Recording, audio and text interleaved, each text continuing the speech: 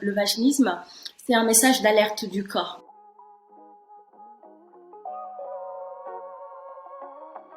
La plupart des femmes, et moi j'en faisais partie, ne connaissent même pas leurs besoins. Quelle est l'histoire en fait que nous raconte notre ventre, nos abdos, etc. S'il y a eu des grossesses, pas des grossesses, si on a été sportif, pas sportif. Voilà, déjà avoir conscience un petit peu de son ventre. Et tu vas nous parler aujourd'hui de l'impact du cycle menstruel sur la voix. Gros impact.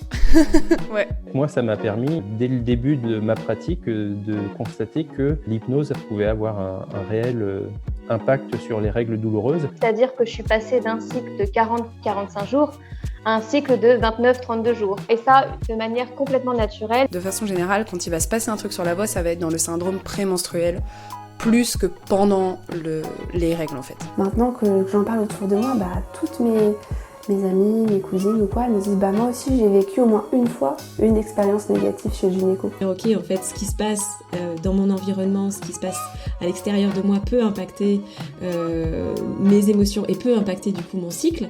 C'est quand elle, en étant elle aussi une athlète, elle souhaite intégrer un protocole de recherche et qu'ils leur disent non, on accepte que les athlètes masculins, c'est plus simple.